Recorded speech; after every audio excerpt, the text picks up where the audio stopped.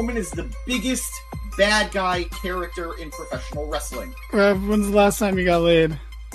Bro, like- less people wanted that than are currently watching our stream.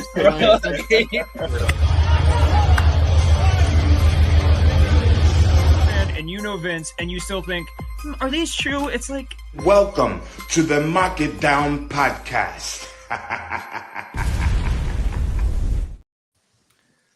Hello, everybody, and welcome to another edition of the Mark It Down podcast. My name is Nick Cummings, joined by a very tired Matt Cascone, who has just returned, mostly, from WrestleMania Live. I'm the only member of the Mark It Down podcast who did not go, so I think we're going to get more members as they get back, but we are here live after night 2 of WrestleMania.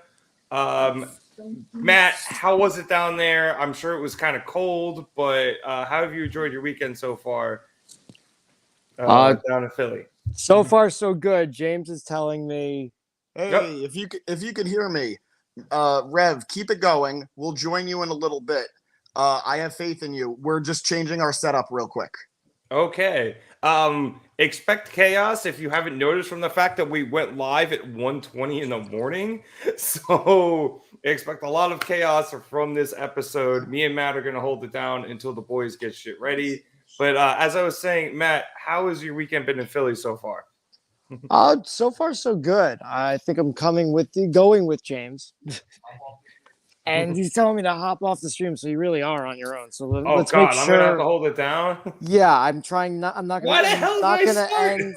How do I get out of here without ending the stream? Just close the window in your Safari or whatever you're on. And shit, I'm fucking soloing this. Okay. Let's roll. We started the show as far as I'm aware. So for the record, I started the show a little late, so I did miss a little bit of stuff. But hey, Stephanie McMahon's back. I straight skipped this. I'm not gonna lie. I did not watch this at all. But she's back, and quite frankly, Triple H was talking about this in the press conference after the show. He was very happy she's back, and publicly, Steph's one of those people I think we all are kind of like okay with, for lack of a better phrase. You know, everything that's happened recently with her father and everything, I think a lot of people don't necessarily hold that against her. Depending on what comes out, we'll see. But it was nice to see her back. She got to do the big welcome to WrestleMania. She was very excited about the fact that this was Triple H's first WrestleMania, like full-blown running it. And as Triple H said later, it was nice to have her home and not, and as he's put it, not at his home, he sees her every day, but home back in WWE. So it was kind of cool to see. And just to quote Trips, he goes, "Damn, my wife look good tonight, right?" I can't even tell you what I'm thinking right now. So straight bombs to Triple H, but good on him. We then went into the first match of the evening, which saw Seth Freakin Rollins face off against Drew McIntyre for the World Heavyweight Championship. Like I said, I started this late, so I jumped into Seth's entrance, and I'm 88% sure I saw the grasshopper from A Bug's Life in that line of people, the one that was played by Dennis Leary. Drew McIntyre finally gets his big win on the big stage in front of fans at WrestleMania, picking up the win for the World Heavyweight Championship. I think he dropped about 6 Claymores. This was a fun match. Obviously, CM Punk on commentary, and I did enjoy the way this all played out. And the guys are going to join in a second, thank God. But I did enjoy the way this played out because you could see that all of Seth's distractions with The Rock, Roman, Cody, the Bloodline, etc., it did affect him. He was hurt coming into this match. Drew targeted his injured knee, and it eventually led to Cody's loss. He ate about 5 claymores, including one right off the bat, but he ended up, it affected him. So I thought that was very smart because it was the very best of both worlds situation, because you had it where Seth, because he was distracted, as Drew has been saying, and it's always nice when the heel is right and plays it out that way. You had Seth go down because of what Drew said. He was distracted by everything the Bloodline and The Rock and Roman and Cody have been doing, and it cost him his title. But then, as we'll get to in a little bit, you had with everything that happened with Drew because he got so distracted by CM Punk. And I'm really hoping you boys are almost ready, because I'm running out of shit to say and I need somebody to bounce off of. But it was a very fun match. I guess I'll just get into my rant now. I am super tired of finishers in WWE, like only counting for like 50% of what they normally are at WrestleMania. Like, can we stop doing that? Like, dude, Seth ate 5 claymores, I think, maybe 6. That's a lot of claymores. And I'm a big fan of finishers should be protected. And shout out to like Baron Corbin. He's like the one guy in WWE who super protects his finisher. But you look like something like the one-winged angel with Kenny Omega. He protects the hell out of that. No one's ever kicked out of it when he's hit it. And I personally think finishers should go that way. Hey, can you guys hear me back there? Nope. Great. I have to keep filling.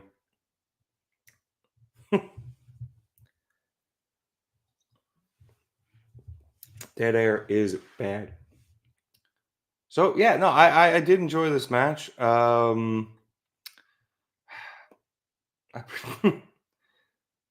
they really wanted me to fill this long, huh? But all right, you know what? I'm just gonna move on right into the cash in.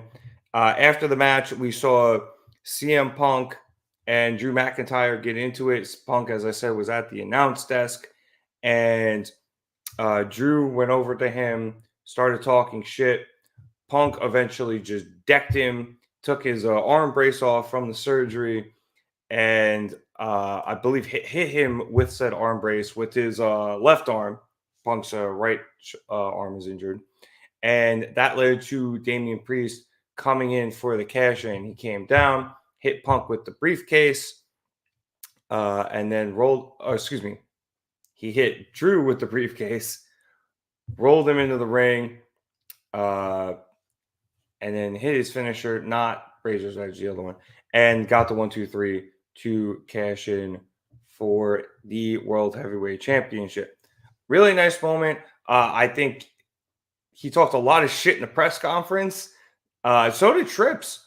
They were both like, a lot of people were talking shit. I held it too long. I didn't have it right. And guess what? He picked a right time, the opportune moment. That's what everybody in the Judgment Day has been saying. And he picked it out perfectly. The second cash in at WrestleMania, he picked a great spot there to do it. And I actually really liked it because, as I was saying, it was really the best of both worlds because Drew, he did get his moment. Hey, guys. Hello. Thank you. I was drowning. No, you weren't. You were doing great. I don't know if you can see how many viewers we have. This is the most we've ever had here at the Mark It Down podcast. You're killing it, buddy. And you gave a better performance than that dastardly heel CM Punk did. Pretending to be injured. That selfish son of a bitch. Was he pretending? Hold on. Hi, Wednesday. The dog does not approve of CM Punk either. That's Wednesday. She's breathing. Hey, Wednesday. CM Punk hater. Hey, that is Mark It Down Mascot Wednesday. Where's the mic? Where am I looking at? You are to your can look at him. left, Matt. Your other left. Oh, I see it. Okay, my bad. Hi. I feel like Bruce Willis in Die Hard 4. You know. Oh, Live Free or Die Hard, a great movie. Yeah, solid. But, yeah. You were talking about the cash in, right? Yeah, well, if you want, we can go back first to the Seth Rollins versus Drew McIntyre match, because what I was saying, Matt, was I enjoyed the match, but Seth ate so many finishers. I thought it kind of takes away from the Claymore if Seth's going to kick out of like 5 of them, right? I don't remember how many it was. I do remember, yeah, it seemed like there was a lot of finishers. There were like so many finishers from that standpoint that when Damian Priest came out and hit the South of Heaven on Drew, I knew immediately Drew's not kicking out, because Drew already ate like 3 curb stomps, including one on the announce table. So yep, and he got hit with with CM Punk's arm brace. Yeah, so that dastardly heel CM Punk. Can't wait to see what that footage is on Dynamite this Wednesday. Oh God, yeah. I'm so ready for that troll job. But Rev, I heard you talking about it. He's not there right now. No, he's there. Up a little bit. Yeah. I heard you talking about it, Rev, before we hopped on. Drew had his moment, and then Damian got to have his moment too. And even though I'm heartbroken Drew can't be champion right now, I do think this kind of worked out for everybody. Right. And I don't think there would have been a better moment for Priest to cash in that people would actually. He knows what he's doing. Don't worry about him. I don't think Priest could have cashed in at any other point and have people care the way they did tonight. The WrestleMania hype is what elevated Priest's cash in. Because if he did this any other night, people would have been fine because it was a Money in the Bank cash in. But I think people were giving up on Priest a while ago. Yeah, but I think the big thing was that you got the best of both worlds, as I was saying, James, where you got it that Drew was right, where Seth was distracted by the Rock stuff, by Roman, Cody, everything, and it cost Seth eventually because he was injured, and that's why he ended up losing the match. But it was Drew's obsession with CM Punk that then immediately cost him the title. So you kind of got everything all in one moment. And I think that was brilliantly booked. He got his comeuppance, that's for sure. His uppance came. Okay. But just to get back to it, I thought the original match was super fun, super strong. It was a little finisher spammy, but I think that's what you kind of need sometimes in a match starter to really get in a show starter to get the crowd going and to musical chairs. Sorry, chaos at the Mark It Down podcast, as I predicted. But by the way, Rev, did you announce that we're doing the autograph giveaway? I did not. So go ahead, take it away. All right, guys. So if you're here watching the stream right now, we announced it on social media. We announced it earlier when we did our night 1 review. We are giving away 3 autographs. Yep, you heard it. 1 for every night of WrestleMania. SmackDown Friday night, we're giving away an autograph of Bronson Reed.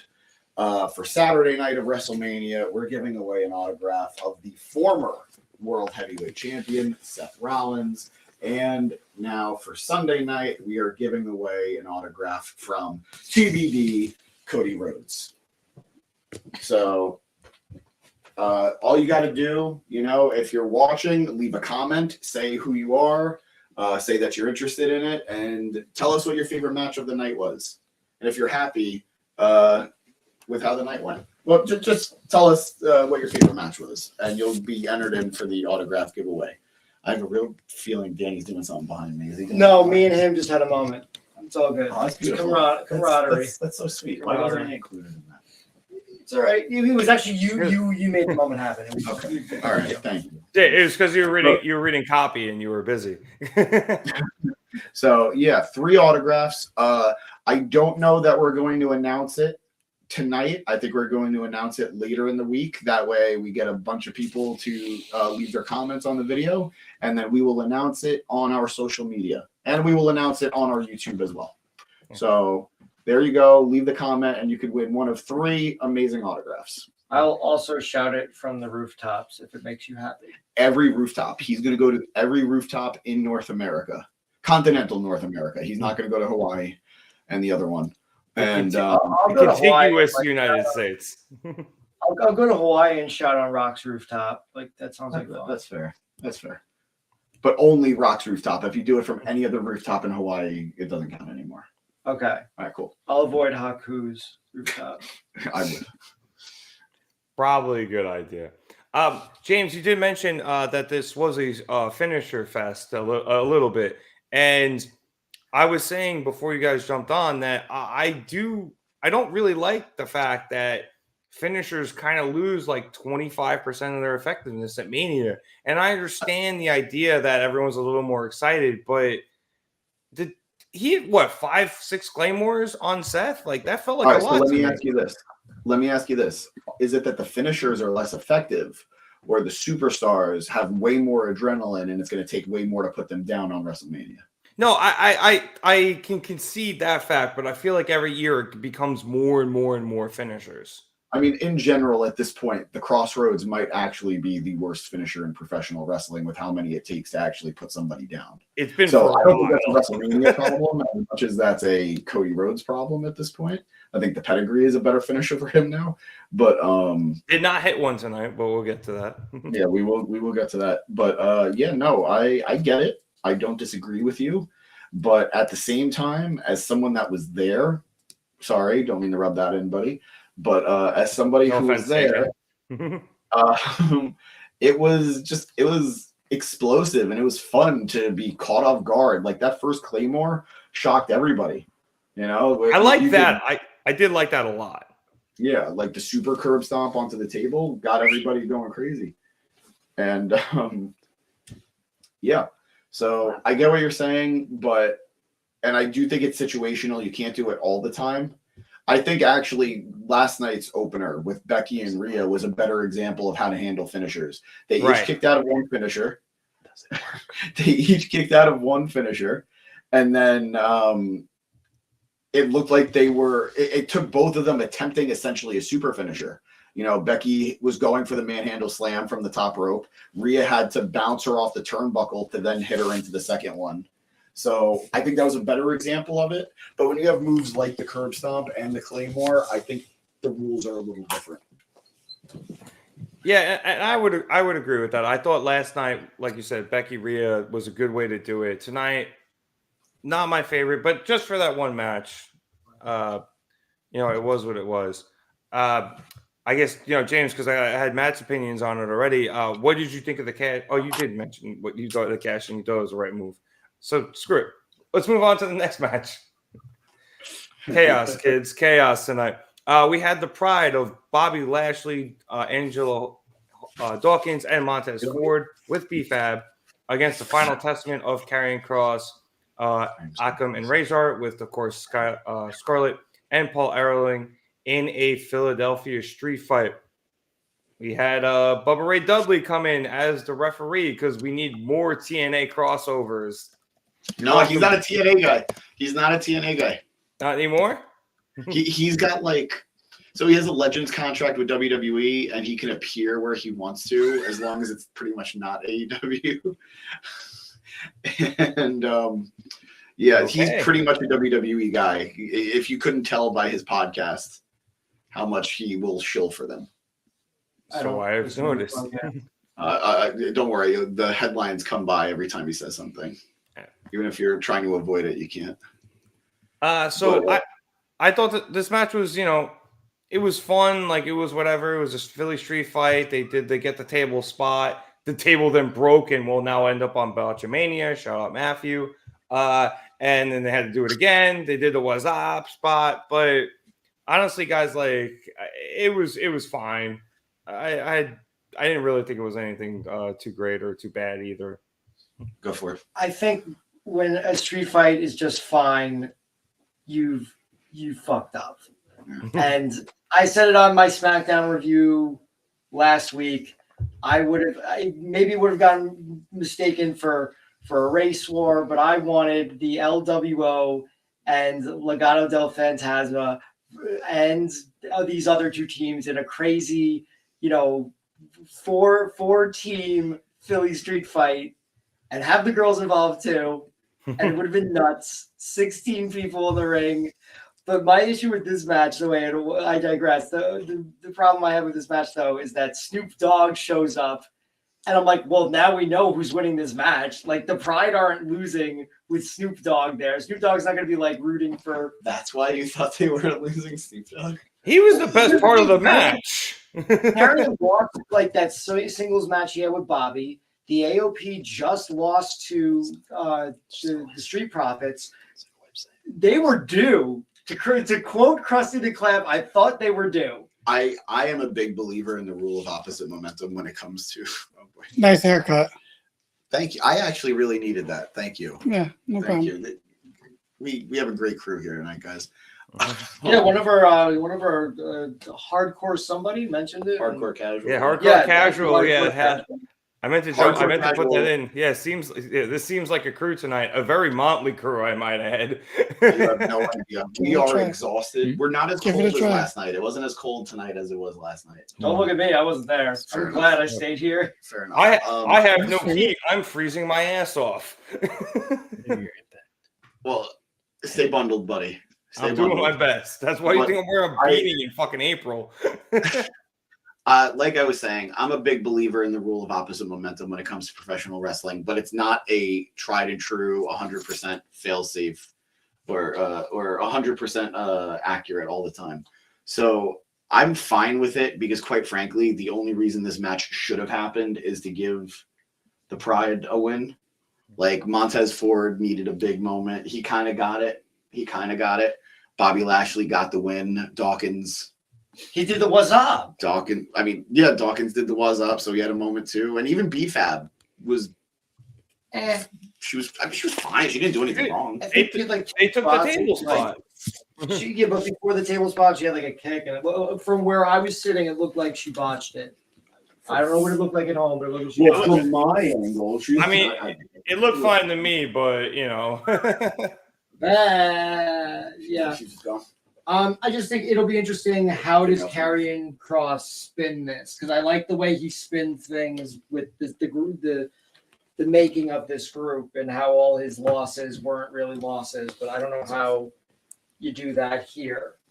And also, I just really liked Angelo Dawkins doing the what's up was great. It didn't feel like I remember years ago when Bubba Ray Dudley did it with R-Truth in the Royal Rumble, and for me personally, it felt just kind of like, was R-Truth doing this just because he's black and Devon's black and that's close enough?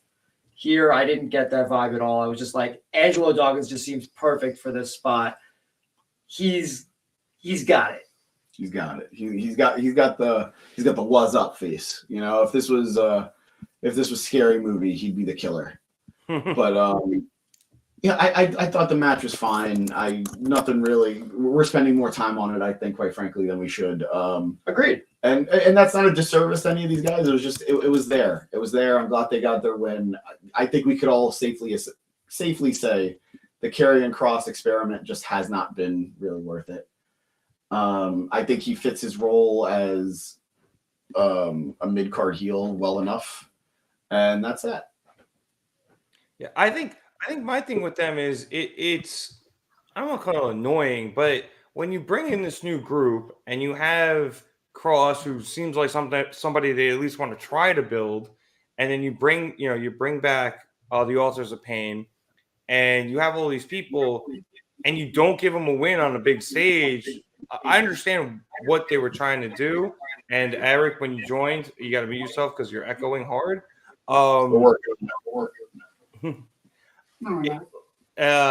It's just like, what are you doing with them? I feel like you immediately halted, any momentum that they were even potentially to have. So rough spot for these guys here tonight.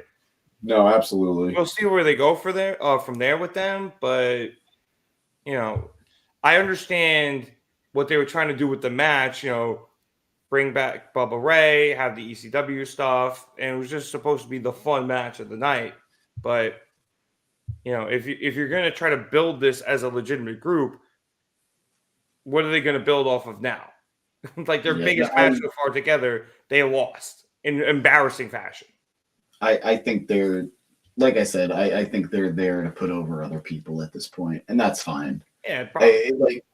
Like AOP barely peaked when they peaked, and Karrion Kross, he married Scarlett. I think that's enough. He won life already. He grew hair.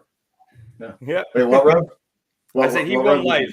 He won life. Yeah, he's good. He won life. He definitely won the anti-vaxxer lottery. So just keep going. I did not know that one. Control your narrative, buddy. Yikes. Control your narrative.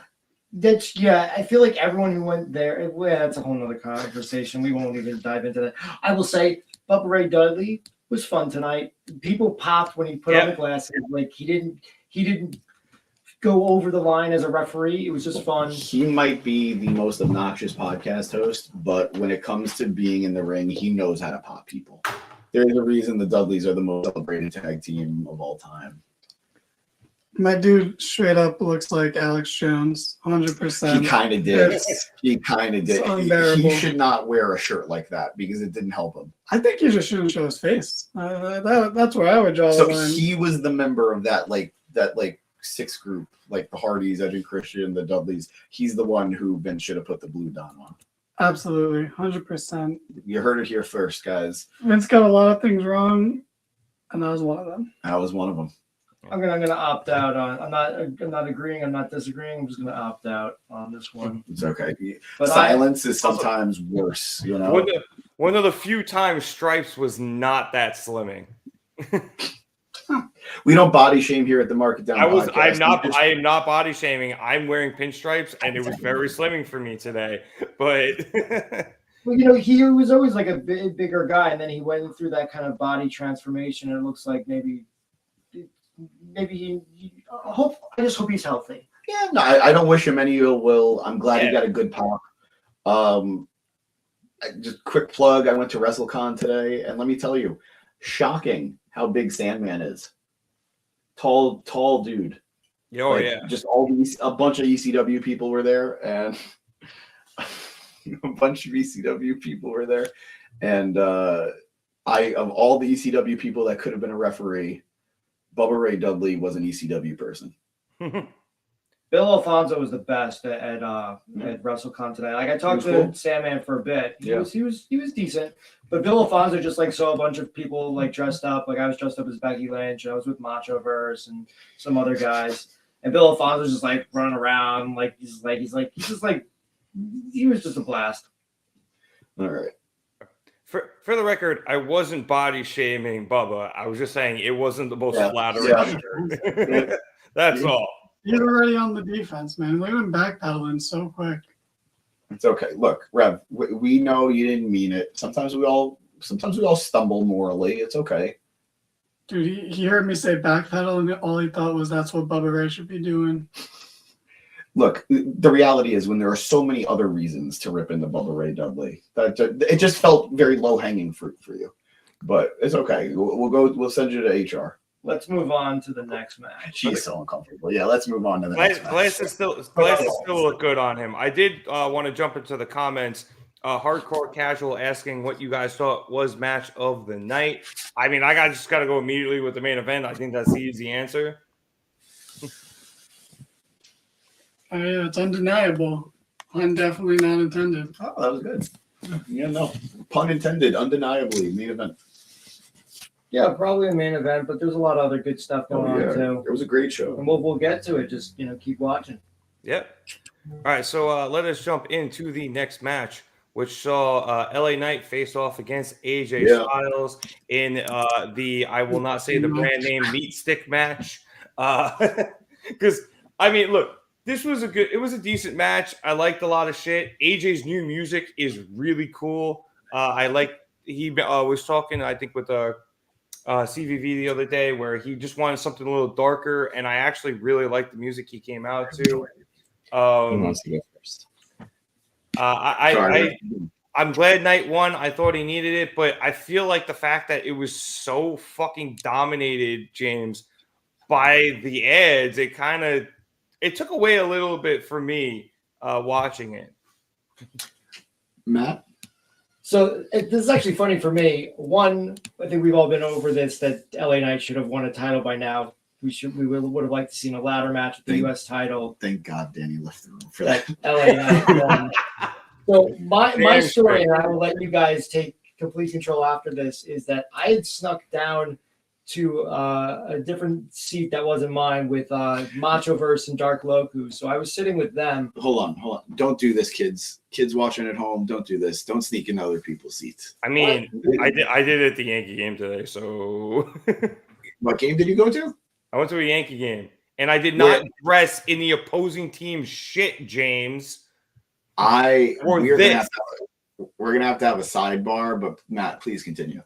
I bet on the Blue Jays. I lost. You show that picture of me in Dark Loku and Machoverse. Oh, I could try to find it. Yeah. So yeah, I snuck down. I watched the first two matches with them in this section. It was great. I think we were at 118, and then this dude and his girl come, and they're like, oh, these are our seats. And I'm like, yeah, man. He's like, oh, sorry. And I'm like, dude, why are you apologizing? Like, these are your seats. Please take them. So I went to my actual section. This is when the LA Knight and AJ Styles match was starting. I went to my section, and it was tarped off. So I couldn't sit down. So I had to go to customer service. They gave me a seat like across the stadium that was worse, and I was pissed.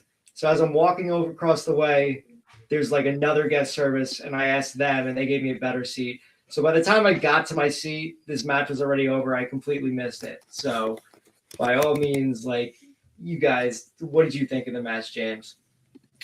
I thought the match was good. I feel like it was I feel like it was trying to reach that final gear that it just never did. I think that there was potential for it to be a lot better, but I don't necessarily think it was a bad match. It was, I don't know, it missed something for me. But I will be very honest with everybody. I really wasn't looking forward to the match in the first place. Same. Like, I love Knight. I love AJ. Oh, who, by the way, more important than the match, the most important thing to talk about is how terrible AJ's new music is. You don't like it? I don't like it. He was hyping it up ahead of time, and I get it. You know, you have to. But man, it's missing something, and I'm willing to give it another shot, you know. But being there in the audience, expecting him to have new music because he was hyping it up ahead of time, I would have preferred I would have preferred any other entrance song he's ever had than what we just got tonight. He had some bangers back in the day. He did. I don't think he's ever had a bad entrance music song. I heard it from the hallway and really couldn't get a vibe on what it was like. Yeah, I liked it. I mean, I like my first listen. I enjoyed the general vibe. As I said earlier, like he mentioned in an interview, he wanted to go for something a little darker, and I thought it kind of fit what he was going for. But maybe I got to listen to it back and get a little more flavor to it. It's not what he's had. Obviously, that was perfect. But with his character shift, like I said, he wanted something new, and he also said today, as good as his TNA music was, he is so fucking sick of that song. But it's not about you, AJ. It's not about you. It's what you want. But I do think we at least have to listen to this back a couple of more times because, and admittedly, he didn't give himself a full entrance. Yeah, he rushed Knight, which makes sense given this, like, the heat of their feud. But yeah, the song was definitely a downer for me. And obviously, I think the right guy won. I think Knight needed this win. And I think AJ, however much longer he's with WWE, I think he's definitely in the more giving part of his career at this point. And if you're not going to give Knight a title, you at least need to give him a win. Yeah. This oddly felt like when AJ joined WWE and he fought Jericho at Mania, it oddly felt like he was in the Jericho role and Knight was in his role. Where It's weird because AJ is always such an integral part of the show throughout the year. But when it comes to Mania season, I feel like they let him down every time. Like, granted, AJ versus Shane was probably the best match of that year. But at the same time, we had AJ versus Shane that year. Like, they couldn't do anything better with him. I think they tried, like they did him versus Nakamura, and it's like they had such great history and chemistry that we were expecting a banger. And Matt, I'm gonna cut you off. We have the picture of you up as Becky Lynch in front of the unnamed meat stick brand.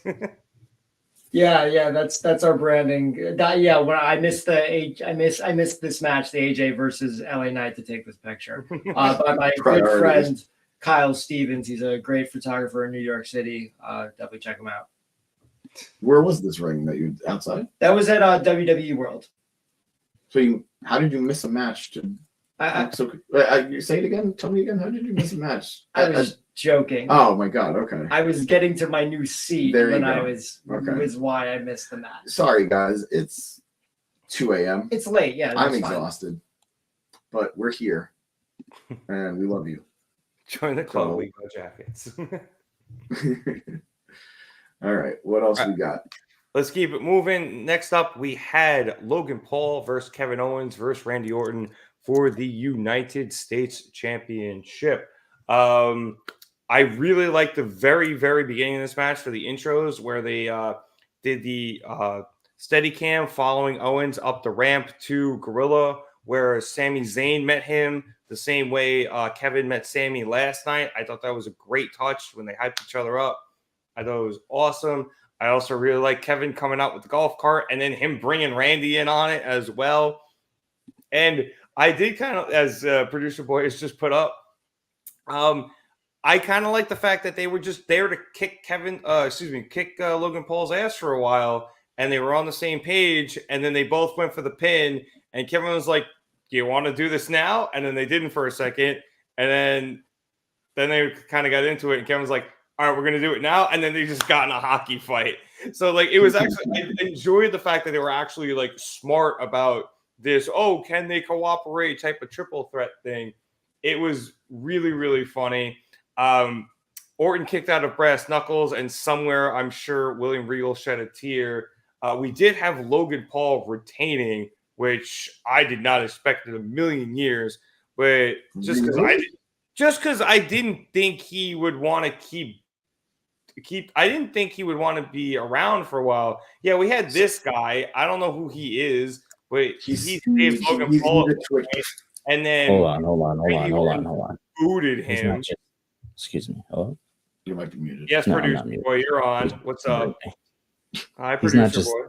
Not just some guy. It's like top 5 streamers in the world right now. Yeah, he's a big, even a dinosaur like me actually knows him. But I had no fucking idea who this guy was. He's funny. He's funny enough. It's hilarious because I had no idea who KSI was last year, and I still couldn't tell you. Like, if you just had if you had a police lineup and KSI was in it, like I couldn't tell you, like which guy's KSI. I'm with you, Matt. I don't know. I'm watching pretty far away, so I just assumed it was KSI, and we don't have commentary while you're there, obviously, but I just thought it was KSI in the thing again. Yeah, no, that was speed. But that was a great move. Sorry, producer boy pulled up the Logan Paul swanton into a frog splash, and that was very athletic. I mean, we say this every time he wrestles. Yeah, it's so annoying how good he is. But the crowd was trying to get some really good chants going, and he was just doing really good wrestling. So that's something, Rev, actually, before we get more into the match. How did the crowd sound on TV tonight? Because I know that last night we got a lot of flack that I don't think we deserved. How was it tonight? You absolutely deserved it. Last night was ass compared to tonight. Compared to tonight, yes, but I didn't think we were that bad. So last night it was hard to tell. I was at a bar for the show last night, so I was hearing more of the bar noise. They were playing the audio, so I did hear everything, but it's kind of hard to tell with the crowd. Tonight was pretty good. You got the Gatorade chant over during this match, which was pretty nice. Did H2O get in there too? Because that was after Gatorade, H2O chants. I heard something. I couldn't quite make it out, so I assume it was that. Hi, producer boy. Nice shirt. Yeah, okay. At least we got the Gatorade. I just want to say I loved Kevin in this. It was like he has his little tunnel buddy, Sami Zayn, and then he had his little cart buddy, Randy Orton. It's very wholesome. I love Kevin, and just a fun match. Yeah, I really enjoyed it, and because you guys probably couldn't hear it, a lot of what Kevin was yelling at Randy Orton, not even yelling, I'm just telling him in the beginning when they were like being friends, and Kevin was doing spots with him. It came over on TV, so like when they did the back body drop onto the announce table, like Kevin did it. And he was like, "Can I try?" And Randy was like, "Yeah, sure." So Kevin did it, and Randy was like, "No, you got to get him higher." Like, see, and and then Randy did it. Like, Kevin was like, "Oh, I see it now. I understand." So like, Kevin was really, really funny in this match. I actually really suggest you guys go back and watch it because just the audio of Kevin just yelling at Randy and them being friends for 10 minutes was hilarious. So that's what I think Kevin's always very funny, and I did notice, like, we didn't get the audio, but oh wow, he came out of the Prime truck. You didn't notice that? The new seats I was in, I couldn't see entrances. Yeah, Logan came out in the branded truck. That's cool. I thought they had a lot of chemistry, Randy and Kevin. You could tell they were doing a lot of physical comedy, which I thought was really good, even if I couldn't hear what they were saying. Yeah, no, I was able to get a somewhat good view. And like you said, that's one of Kevin's strengths. And I love a Randy Orton who's having fun. I love a Randy Orton who is enjoying. I love a Randy Orton who loves what he's doing. I'm sorry, Rev. Danny's very entertaining. Typing? Yeah. Can you hear it? Yeah, a little bit. A lot of it.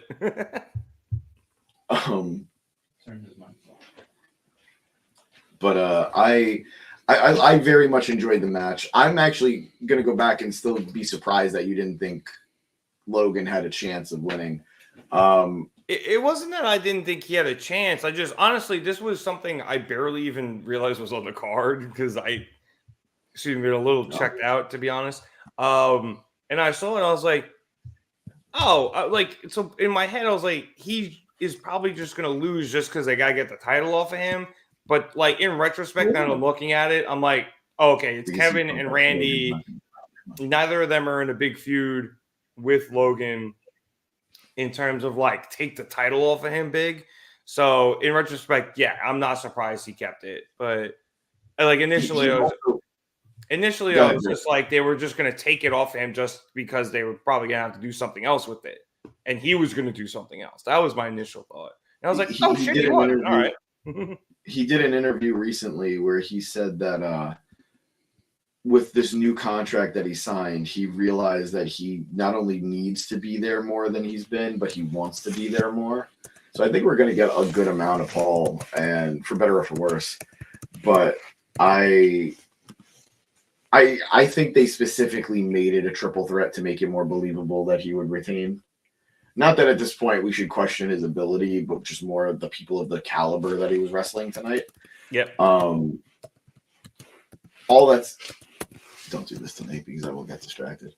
All that said, will the pizza finally show up? No, it's coming, but it's something fun. All that said, Randy promised us an RKO that we've never seen before, and stop it.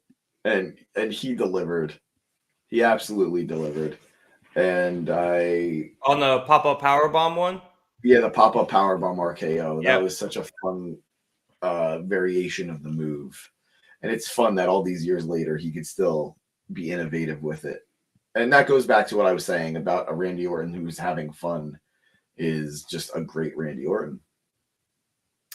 I don't know what Producer Boy is doing with the Ravens stuff. It's not Producer Boy. It's not whoever Producer it is. Boy. It Danny? Danny, this is a St. Raymond's jersey. This is your high school, buddy. So you can look up One Tree Hill all you want. This is your high school. I don't want to be anything other than what I've been trying to be lately. Whoa, they're gonna claim us. Whoa. We'll stop it. No, you get 5 seconds, producer boy. We're good. You get 5 seconds legally. Look, Rev, you can't tell me what jersey you're wearing, okay? My eyes work perfectly fine. We all see it. We all see the same jersey, okay? You're wearing a Ravens jersey. Yep. Let's go Ravens. I actually have a Ravens jersey, like One Tree Hill Ravens jersey. I have both brothers' jerseys. Why? One Tree Hill is a fucking banger of a show, man. Don't you judge me. You don't get out of here. Oh, Rev is Rev is right. Go back to that. Next time you I have never seen an episode. I don't plan on it. That sort of thing ain't my bag, baby. It's not for me. Moving on. I watched seasons 1 and 2, and I'm ashamed. You shouldn't be. Real men can watch soap operas.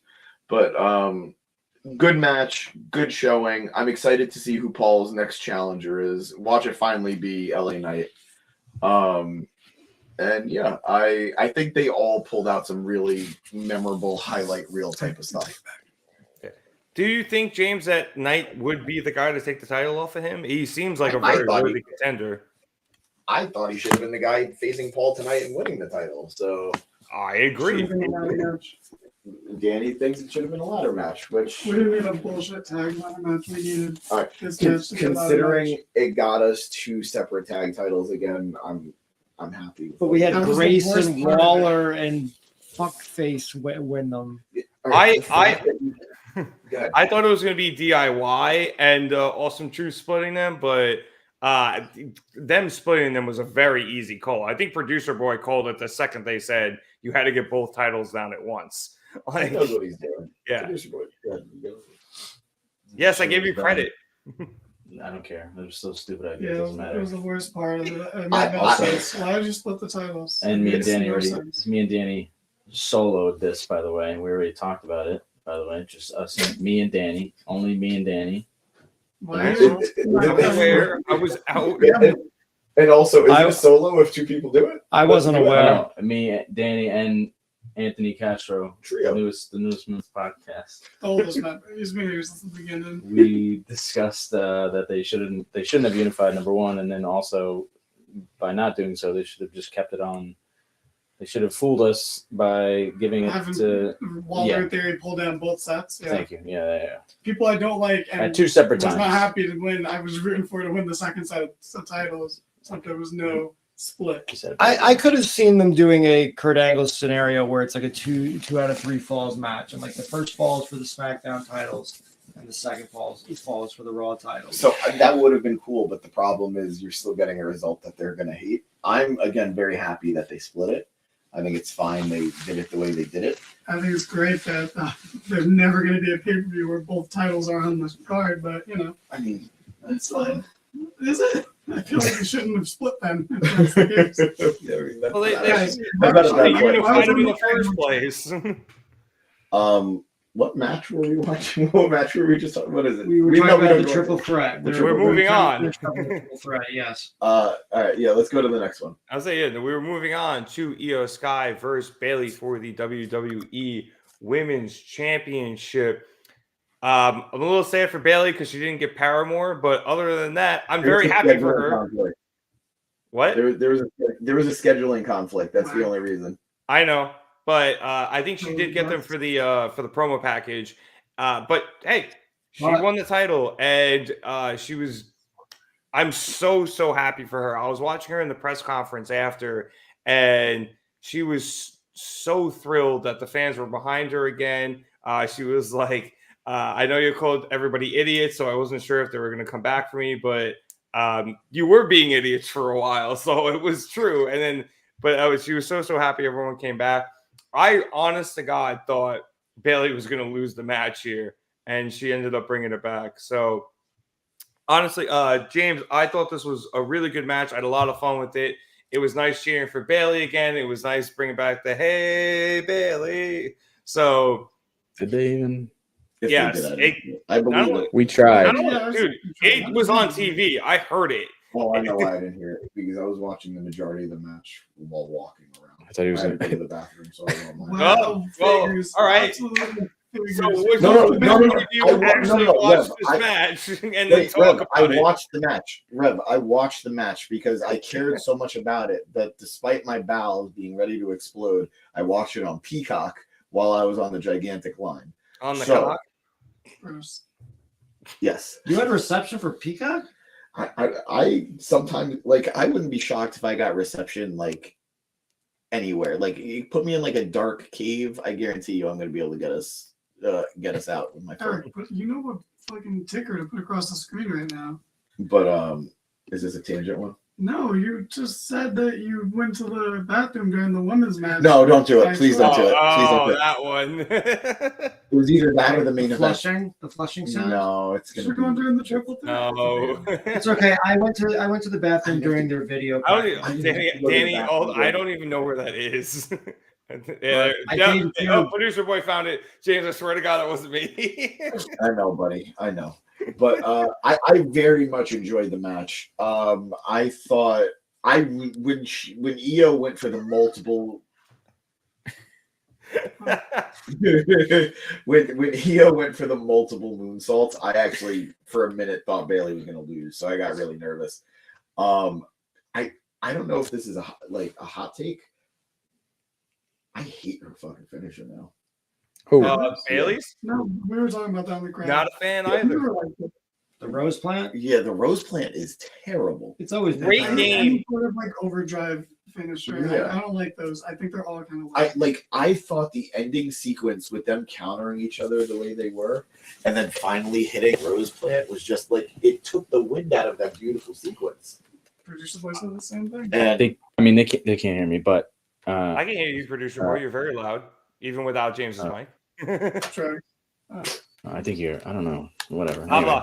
No, you're good. Go ahead. So eloquently put by producer. Well boy. said. Well said, my producer boy. I thought it was a great match. And even though I don't like the finisher, it was a great finishing sequence. It's just that finisher sucks. The finisher's ass. Yeah, but yeah, I agree with you, James. I'm not a big fan of the finisher. I think the name is great, but the finish. I did like the counter, the initial counter that Iyo had. I did really like it, but yeah.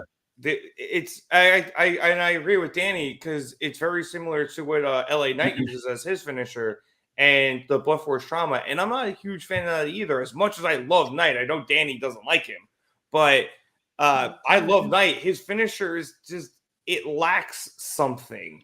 I don't know. But there's a difference though because Knight actually spikes the guy from high up. No, Knight's is even worse, bro. That shit is garbage. Right. It's worse than the Skull Crusher finale. Did you?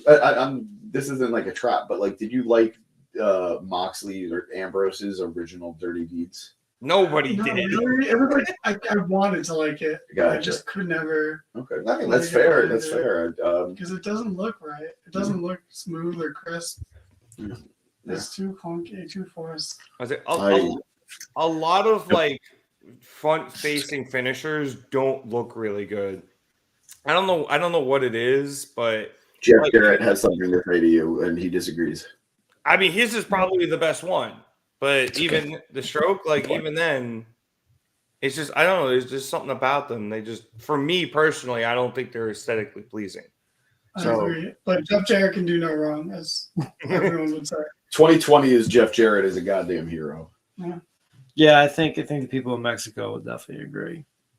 I think Iyo's music is probably my favorite of the night. She had the best entrance. I don't know about the best entrance. It's just Bayley's. Okay, did you guys? I don't know if you guys. Yeah, can we? I'm Bayley's new music. I'm gonna. You didn't like it? I kind of liked thought it. It was generic as fuck. I could never. I said to Eric, I was like, this kind of once again, her music sounds like Seth's music, like by coincidence again. Ooh, interesting. Because when Seth was like the Messiah, him and Bayley had almost identical music. You're right. Yeah. At the time, she has the same sort of drum beat that Seth has in this one. I'm like, oh, that's Fascinating.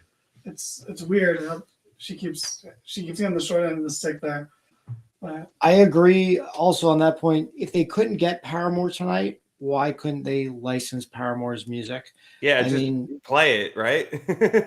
I mean, they like I feel like Bayley could make that argument, be like, "Hey, I've been here, like I've been doing this stuff for a while. Like, can I get some licensed music?" I kind of agree, but that's not really something WWE does for like one-offs. They don't really do one-off music like that. No, I'm saying like they could just straight up get it. Like CM Punk. I'm not saying Bayley's on the level of CM Punk, but CM Punk got Cult of Personality, and but Punk has like permission to use that from In Living Color. Like they gave it to him, like the same way like Edge has his song, you know. Stuff like that. So like, well, Danny mentioned in the card that Haley gave them permission to use, and they used it in one of the for the promo. Yeah, for the because they couldn't make it tonight. They were like, "Hey, use it for the package." So, speaking of real quick, Imagine Dragons made it into another WrestleMania. Jesus Christ! I didn't if notice. there's ever a band that I wish. Let me. I mean, all right. I like Monster. I like the Daniel Bryan WrestleMania 30 music package. That's fair. Look, there's always exceptions, but bro, they don't make real music. That's like they're just really decent AI. That's not real music, and people who like that don't like music. Danny, it's not real. for 5 straight years, Imagine Dragons was the college football like ESPN commercial. And it was always a new song. It drove me insane. They were every commercial. I liked their first album. After that, it felt like every song on their album was in a commercial. It was on the Nintendo Switch, and it's like, why didn't you use Will Smith's song Switch? It was right there. These are the things that really matter. We're all on the same page here. I agree. No, I agree. Fuck Imagine Dragons and fuck people who like them. I'm sorry. And Nintendo, you done fucked up. Yeah. That too. I don't care how popular the Switch is. It could have been more popular. This was like pre-Will Smith slap. All right, so producer boy keeps putting up on the screen that Bayley came out to an Egyptian theme. I think Corey Graves did kind of explain it away where Bayley is from the Bay Area, and there is apparently a very big like Egyptian park over there, and I think that was an homage to that. So what? That's what Corey said. I swear to God. We're not shooting the messenger. We're not shooting the messenger. But whoever created that message should be shot. That's terrible. I'm now black because I lived in Brooklyn. Right? No, that's basically what was said. This is going to be the episode I get canceled. But I'm not. Yeah. But Corey was explaining that apparently there is a very big park there that has a lot of like Egyptian motifs and themes and everything. And she was apparently, according to Corey, who I'm assuming Bayley told him this. According to Corey, that is what she was paying homage to. So we got it, Rev. We got it. I think I know it was very niche to say the least. A politician who's not black but pretends to be black. No. The politician who says she's Native American and she's like less than 1%. Okay, all right, you guys. All right, so you guys are talking about 2 different people. The first one was Rachel Dolezal. The second one is Elizabeth Warren. There you go. I think. Why do you know so much about politics, right? Well, Matt's wasn't political. It was just a random white lady. Can we all agree that Bayley should have come out to walk like an Egyptian? What the fuck is happening? James is dying. We have officially killed James. This is by far the best and worst podcast we've ever done. No, we'll get more views. Die on the Okay. It's fucking right now. 2:20 in the morning. I'm drunk. You guys are exhausted. This is bad. All right. Rev's just talking. No one's listening to him. Talking a lot. Look, we got just fill in the air, boys. Just fill in the air. Sorry, bro. We hotbox this room, so we're a little like. I knew it. I felt it. It's legal. You think you act like that normally? This is you high. But we're all happy Bayley won. Yes, we are. Yes, I'm thrilled she won. You guys want to do the main event? Please. Yeah. All right. Yeah, Matt's ready to go. Matt's been ready to go to bed since we started. So he's literally been slapping his face to keep him up. I didn't plan on sitting down and actually talking. I planned to just stand in the background and then go to sleep. But It's addicting. I am like almost 100% sure the pizza's here, by the way.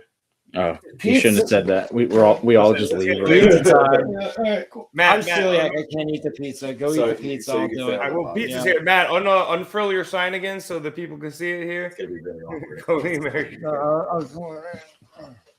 So the main event was Roman Reigns versus Cody Rhodes for the undisputed WWE Universal Championship.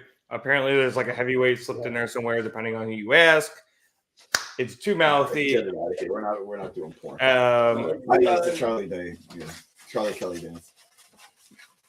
You guys are lagging a bit, but I can still hear you, so I'm going to keep going here. And they're gone. Awesome. Right when we get to the main event.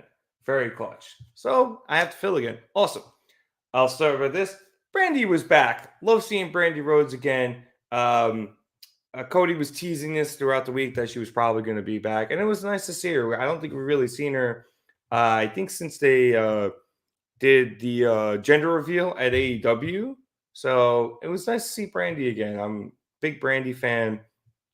I think she got a lot of shit, and there's something Cody talked about.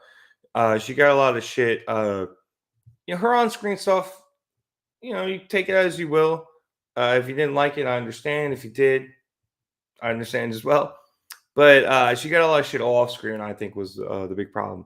And it was nice to see her back, both before and after the match. I honestly this started so early. I was running behind, but I told my friend, like, hey, text me when it starts. It was 9:30, I think, when it started. I thought it was going to be like an hour and a half. So, guys, I'm assuming you're not on. Oh. There you go. Oh, shit. Dragoon, hi, buddy. Hi, buddy. Hi, buddy. Dragoon, the pizza man, just making a cameo appearance here. Absolutely. Get a whiff. Let me get a whiff of that. You should get a slice, man. Just take Look at that. Look at that Chinese He will literally die. He's got an allergy. Shit in your face. I don't know what that is. Don't worry, you get it. Okay, either way, my bad. All right. Either way. Dragoon. Yeah. What was your favorite match of the night? The main event. Right over here. Over here. Where? Oh, the main event. Definitely the main event. Figured as much. I just had to ask. What was your favorite event? Well, what was your favorite match of the night? Oh, it was tonight. It was the main event. Like the cash-in was really cool. I actually did really enjoy it. But the Cody Vengers kind of assembled. The Cody Vengers. Yeah. I was kind of surprised about who they chose to come out. Yeah, I think for me, the non-title takeaway was they went with Taker instead of Stone Cold. Yeah, I think James brought up the point that I'm not going to take from him, so I'll let him go over why it made sense because he had a really good reason for it. But sometimes. Nick, I wish you were here. It's good seeing you on the screen, though. Wait, before you go, give me the mic real quick. Yeah. We found the only person in the arena who was upset when Iyo lost to Bayley. Oh, it was Dragoon. I'm not shaming you. You're like a unicorn. Hey, look, the man loves his Japanese wrestling. You gotta respect it. Like, I'm a big Iyo guy too. Dragoon also your pizza box is right in James's face on the screen. But no, we'll put that as the caption. I'm a big Iyo fan. I'm a big Kabuki Warriors fan. I do love the Joshi wrestling, but it was just Bayley's night tonight, and that's how it had to be. I'm sorry. I'm happy for her. I think you realize that your face is blocked. Huh? Yeah, you're perfectly blocked. Yeah. Chaos reigns supreme here on the Market Down podcast. I'm getting so cranky. All right. Take it, Danny, for you guys. Story finished. Don't forget to like and subscribe. Everyone. It's a music producer boy now. Did you turn off the mic? I did. All right, cool. But so just to throw you guys a couple of things you didn't get live when we got on TV, because this was something I was kind of lamenting throughout the match, but we got a lot of Roman shit talking tonight, which was really cool. The mics are up. A lot of censors, though. They were very quick on that trigger. It's bloodline rules, anything goes. Yeah, except cursing apparently. So we had Roman say at one point, "It's my company, you little bitch," and then fucking Pat on commentary goes, "Our tribal chief is talking his shit," and that one got through the censor. I think Triple H gave him one shit for the night, and that was it. Roman then hit a crossroads later. He said, "I just wanted to shove it in his face. I love whooping his ass," to Paul Heyman. He was talking a lot of shit. When Rock came out, he was cursing his head off. Like, we literally couldn't hear 90% of what he said because he said fuck like every other word. But it was great. The Cody Vengers assembled. There was that like 5-minute gap where we got we had the Jimmy and Jay thing, and then Solo came out, Cena came out, Rock came out, Taker came out, Seth came out. Like, it was wild. I have 2 nitpicks. One, bring them. I thought they should have given Seth more time. All right, I have so it's not really my point. Dragoon left, but he said something that I thought was super poignant. But go through your second point first. It was like, let's hit the Seth thing first, because it was more of he got in the ring with the chair and it immediately got taken out, and like he was selling, and I will give him that. You got to give him like something a little bit more, I think, before he gets hit with that Superman punch, because later he came in big because it cost Roman the match, which I thought was brilliant. But just initially, I thought I would have liked a little more time there, James. So again, I'm going to give this credit to Jordan, to Dragoon here. It was very telling that Seth came out to the Shield music, because that is exactly what he was for Cody. Yeah, he was a Shield. He said as much. Yeah, all he took was damage. He didn't do anything offensive. He got hit, and then he came back in and he got hit again. And he took those hits to protect Cody. So I thought that was super powerful. I thought that was great. Yes, like on one hand, you got to feel bad for him because, man, this guy took L after L after L this weekend. But he did what he did to make sure Cody won. And I think that was just as powerful. That was just as strong as if he had hit a curb stomp, or if he had done what Cena did, or if he had done what Taker did, or what Jey Uso did.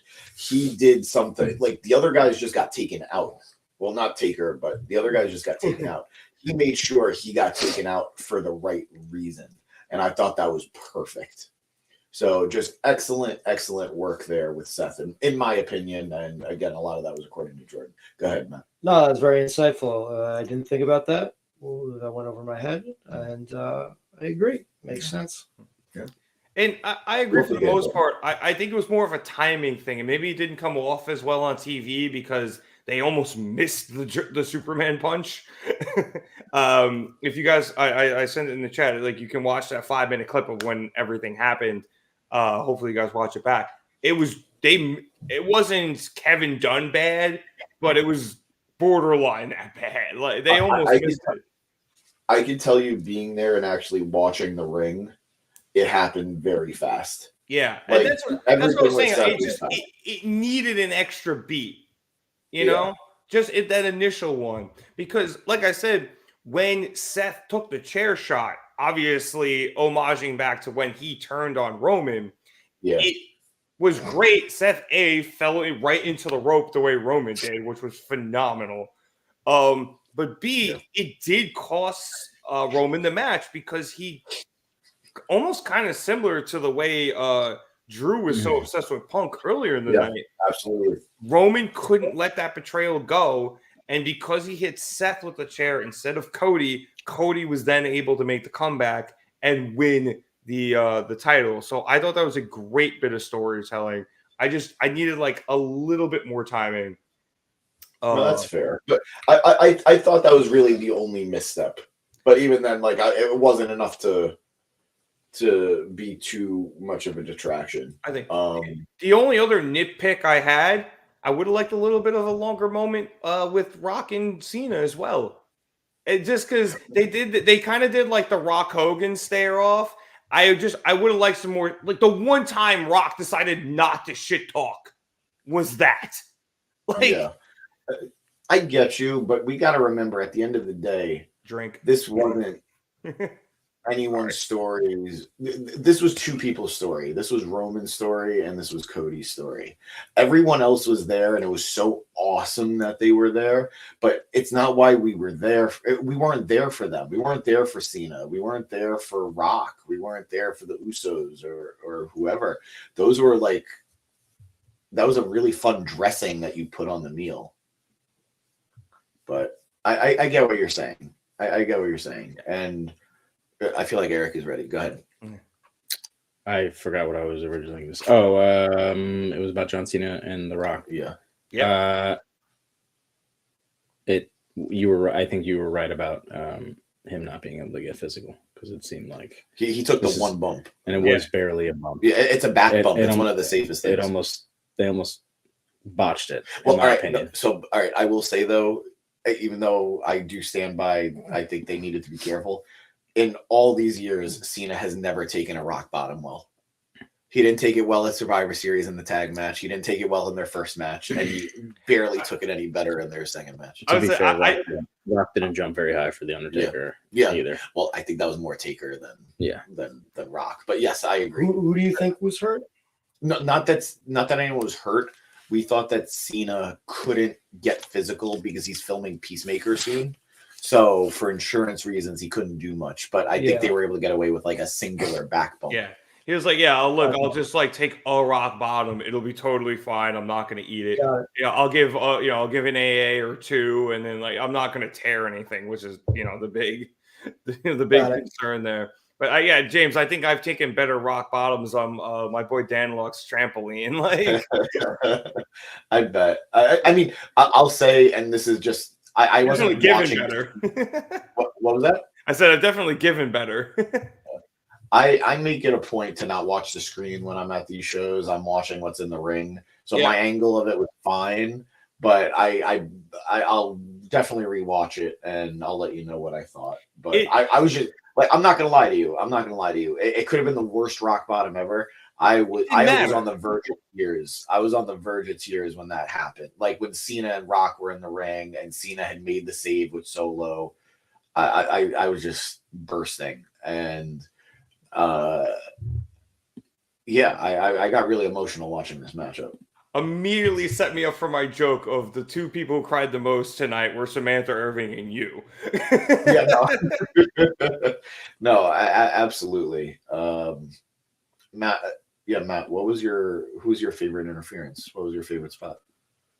I really liked when Jay took out Jimmy off the stage. It was like, it didn't feel like so many times when you're at the side of the stage, it always feels very planned out, or you can see where it's going or see what's happening. That it just kind of like looked like he dove and took his brother out off the side of the abyss, and it was like amazing. The way they portrayed it on TV was the same thing. We had no idea those tables were there until they cut to the table, and I was like, "Oh God, thank God they hit something! Thank God!" I thought they just fucking ate it. Like, I really didn't know there were tables there. So that was a really cool spot. I was just, oh God, I mean, I'm not gonna lie, when the bell tolled, I stood up and I was not this hat, I was wearing a different hat, and I was so hyped I like threw it against the wall. I was so hyped, but I think a lot of people are going to come away with this take, and this maybe isn't necessarily my opinion, even though I really wanted to see him. They went Taker instead of Stone Cold. And I think a lot of people wanted to see Stone Cold. Now, Taker does have history with Roman James. So I think that's maybe why they did it. But I think a lot of people just wanted to hear that glass shatter to watch him stun The Rock one more time. Go ahead. I'll take over after. Yes to what you just said, because that's what I was thinking in the car. I was like, all right, what would make this moment better? It would be Austin. And then, you can make the connection between him and The Rock. But I feel like The Rock's probably going to be there for a little longer. Yeah. Sorry, I didn't hear what you said, Rev. Oh, I was going to say, especially because Austin has always been the anti-authority guy. And now Rock being the authority, it really did play in. I said, I know Taker has his history with Roman, but he doesn't really have that history with Rocky, and it works, but I think Austin just worked on a better level, personally, for me.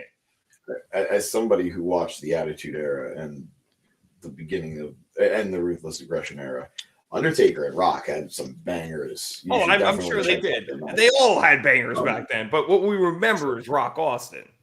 Of course, but I think to what Eric was saying, Matt, I'll throw to you in a second. I think to what Eric was saying, yeah, Austin would have been a perfect antithesis to Rock. He would have been a perfect counter to Rock. But going back to what I said before, this isn't about Rock. This is about Roman, and this is about Cody. And Taker gave Roman a huge honor by letting him be someone who beat him at Mania. Not the first, but he gave him a huge honor by allowing that to happen. And it's him and Lesnar. Yeah, I think he was trying, at least my headcanon of it was, he was protecting the sanctity of this WrestleMania main event. And I appreciated that for what it was. Yes, I'm not going to lie to you. I would have popped like freaking crazy if Austin's glass broke. But I think that's still going to come. I don't necessarily think this was the moment for it. And considering everything else we got was so awesome, I'm not too disappointed. Same. I mean, there was definitely things like I thought Rock was going to betray Roman depending on how many people were going to interfere. I did too. I went into tonight still thinking it was 100% happening. But I didn't at all. I think Triple H now has a few things he can use for the next year. He can have Austin help Cody beat The Rock at SummerSlam, or that doesn't have to be that, but he can still use that Austin thing. Maybe at 41, exactly. He can still. What were you just talking? What did you say? Yeah, there was a lot of moments that we thought we were going to get that we didn't get. Maybe things Rock betraying. That's what. Yeah, Rock betraying. Yeah, they didn't follow up with Roman spearing him. Yes, the night after, which is something that like Vince would have done, and it doesn't.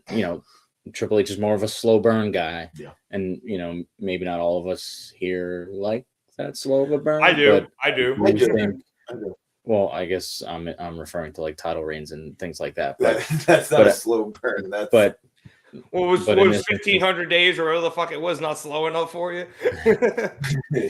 But yeah, in this instance, he now has multiple things that he can do over the next year, or over the next 2 Manias, if he really wants to, have those moments. Plus, you got those Saudi shows. I mean, they eat that shit up. Yeah, I mean, but we haven't really seen Triple H's version of the Saudi show yet. I don't think technically. Well, I think, admittedly, I don't know how much of that's really up to them. I think the outcomes are, but that's what I mean. I'm sure there's some wiggle room, but I don't think he's necessarily been in. Would we have gotten Logan Paul versus Roman Reigns if it was Triple H in charge? I don't really know. Yeah, maybe. But it'll be interesting to see how he does that. Yeah, I think I wasn't expecting Rock to turn on Roman tonight. I think that is a slower play because now that Roman has lost the title, he is no longer head of the table. Shout out Chris Leclerc, in the chat. I'm probably going to celebrate Bayley winning her first title at WrestleMania. So am I. Into tomorrow. I'm so happy Bayley won, but I do think the Rock Roman stuff is going to be a little bit slower because because Roman has lost the title. You can now play at the fact that maybe Rock doesn't think he's fit, James, to be the head of the table, and that leads into that feud. Assuming at WrestleMania next year. Well, I mean, I don't want to get into spoiler territory, but I feel like, with some of the big report that came out today, I think is very telling as to where we're going tomorrow night, or at least this week in WWE TV. What was the big report? I missed it. I mean, are you okay with the spoiler? Wait, hang on. Spoiler alert. If you do not want to hear this, don't listen for the next 30 seconds. I mean, don't leave, but let's please talk about it. I use an excuse to leave. I know. Let's talk about it. But, all right, into the dirt sheets we go. Gonna make Producer Boy look good. You have been warned. All right, you do it then. It's gonna make Producer Boy look good, and everyone else looks stupid. You've been a big spoiler alert. Okay, So Jacob Fatu, the brother of Zilla. Fatu, who no one on this podcast claims to know, is apparently signed to the WWE weeks before we might have been able to get an interview. We weren't going to get Jacob Fatu. We were going to get Zilla. And at this point, nobody knows who Zilla is yet. And I guarantee you, not many people are going to know who Jacob Fatu is tomorrow either.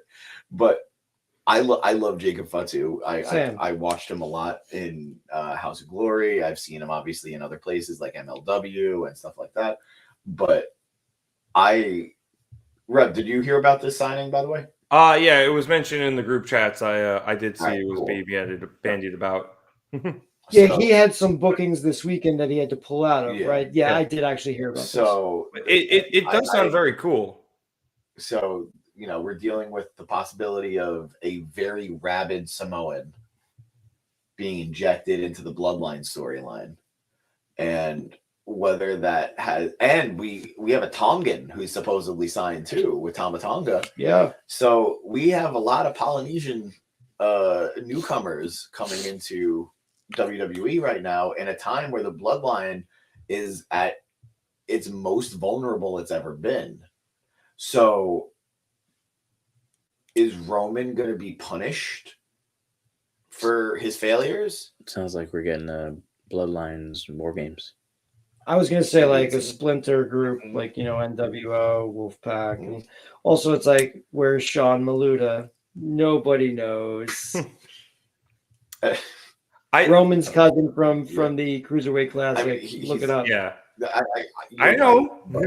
I think there's a reason people are not asking where is Sean Maluda. Because he fell off.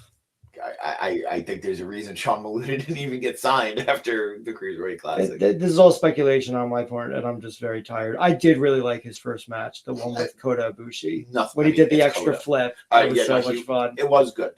But I think we got two new players that are going to get involved. I think we're going to see Solo get elevated. And more than anything, we have to deal with Rock is leaving in May. He's got to film, right, James? He's got to. Yeah, he's going to be filming. From what I know, he's going to be filming from May to August. Yeah. So for the very least a couple of months, we're not going to have him. I'm personally hoping he does remotes like he used to do from set. And that'd be fine, but I think it would be better for everybody if we took a little break from the Bloodline. At least the Bloodline as we know it. And yeah. I can see that happening. I think Roman might take some time off. I think we'll probably get, Jimmy, Jay will still be around, obviously. I think we get some stuff with Jimmy, maybe some Solo stuff. As you said, I think he's going to be elevated. Paul will probably still be with Solo. So I think that's what the direction they're going to go in the short term. Long term, I do think we end up getting Rock versus Roman probably next year's WrestleMania. Because Roman has lost the title, like I said, I think it's going to really put a chink in his armor. And then, there's a challenge for the head of the table where The Rock can be like, you couldn't get it done. We did all this shit for you, and you still couldn't get it done. So I think you're on the money, man. It'll be interesting to see how fast we get there. And now with these new guys, I'm very excited for Monday Night Raw. I think that's what I'm trying to say. I think tomorrow is going to be insane. Yeah, so tomorrow's going to be lit. Stay tuned. Yes. If Danny doesn't cover it, Rev, you have to. I'm excited for that and to go to bed. Okay. All right. I will say that this was really cool. Seth and Cody shaking hands after Cody at the end after the match. Also, by the way, I think they showed a lot of this on TV. I think they went short tonight. Cool. Like I honestly did. Like Cody calling out Bruce Pritchard and Triple H to come down. Him shaking hands with Cody.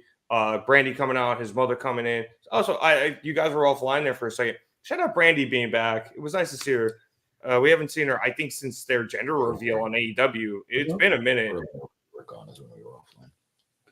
That's probably. It was when the pizza came. When the pizza came, you guys dropped. Leeway at the very end because the show ended pretty much at like 10:45. It was pretty early, so they gave him like an hour to just like spitball the last hour of the show. We're all kind of under the impression Meek Mill was supposed to have a concert that didn't happen.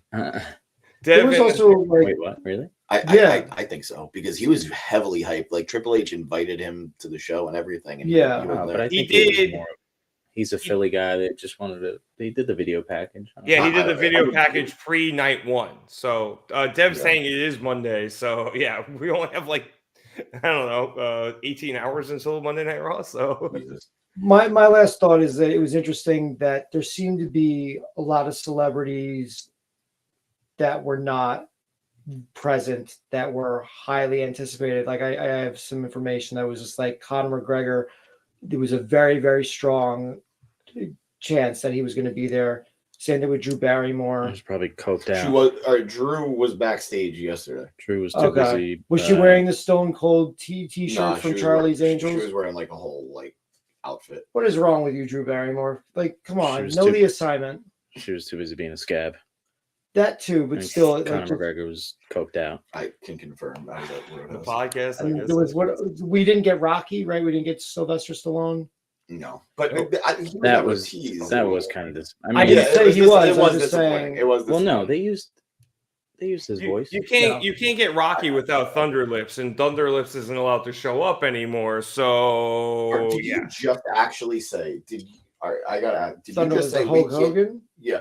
Did you just say we can't get Rocky without Thunder Lips? I mean, within wrestling, it would be better. It would work better. All the people that define Rocky Balboa, Thunder Lips is not it, my man. Apollo, sure. But the wrestling WWE crossover is clearly Thunder Lips. Like that's. I get it. I think if you had Sylvester show up at Mania, it would be cool to have an interaction. I know it still works. It's just that's what I'm saying. And then there was one other. Oh, I was very disappointed. If you guys didn't notice by my outfit, I was very disappointed that the It's Always Sunny in Philadelphia cast was not there. I would have loved to have seen the Birds of War or the Trash Man. Yeah, perfect. Trash Man, great champion of all time. I want to say one last thing before we get to the end here, but because you guys, I'm not sure if you guys watched the press conference. Apparently, Triple H, Nick Khan, and Bruce Pritchard hunted down the watch that Dusty pawned, so that he can get the money to send Cody to acting school. So it was pretty cool. I don't know how the fuck they found it, but they gave it to him after the match, and that was a really nice moment. All right, let's quickly wrap things up here, guys. What would you guys think, real quick, about WrestleMania experience this weekend? I know James, you went to a lot of shit, so you can kind of meander here if you want, but if you just want to quickly talk about, I guess, at least tonight or the last two nights, floor is yours. Well, let Matt go first so he could say his piece and then go to sleep. And then go to sleep. Oh, sorry. Right. Go ahead, Matt. I had a great time. Loved it.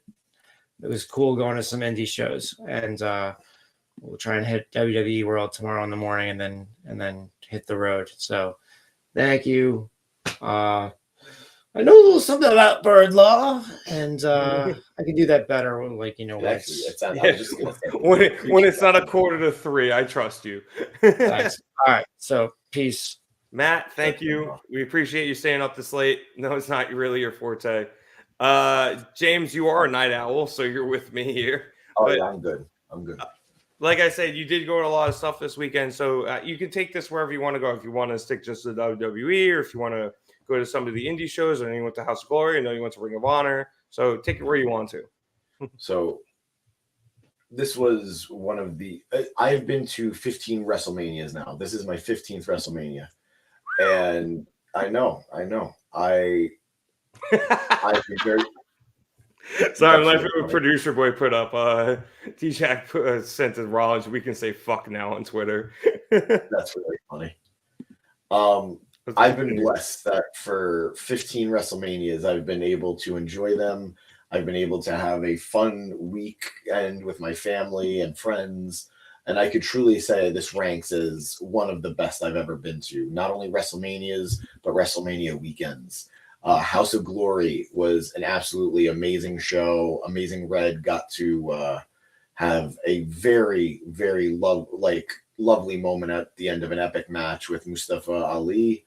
Ring of Honor, we got to see Mark Briscoe win the Ring of Honor World Heavyweight Championship 11 years to the day of his brother having won his first Ring of Honor World Heavyweight Championship.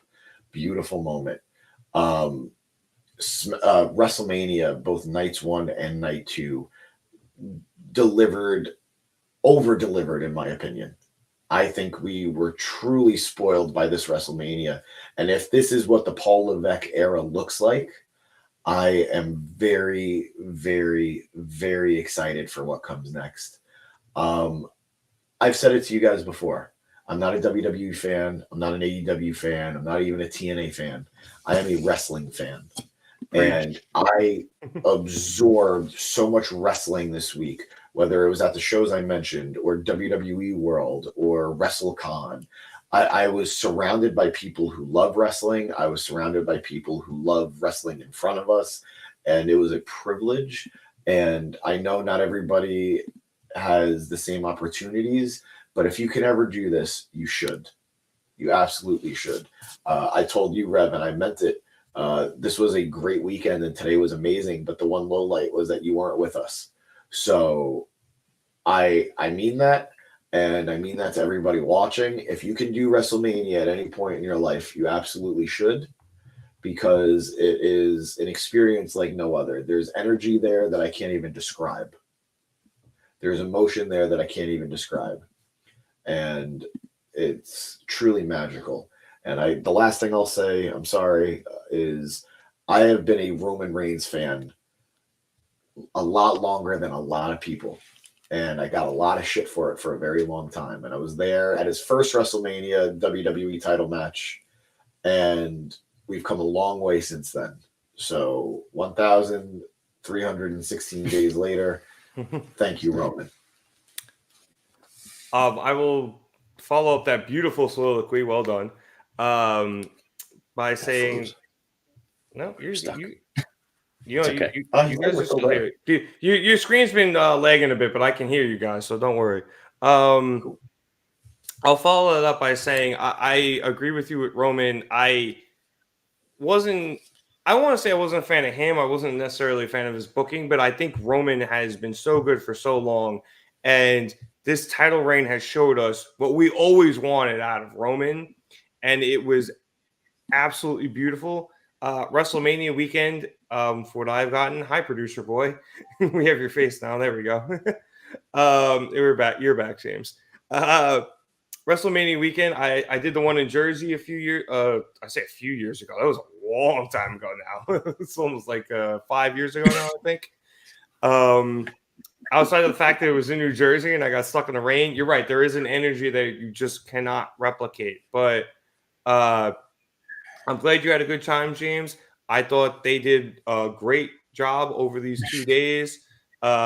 Just to hop in the chat really quick, Dev saying both that he likes that WrestleMania has 2 nights and Triple H did a great job. And I do have to agree with him, especially in the second one. I thought, as you said, if this is going to be the Paul Levesque era,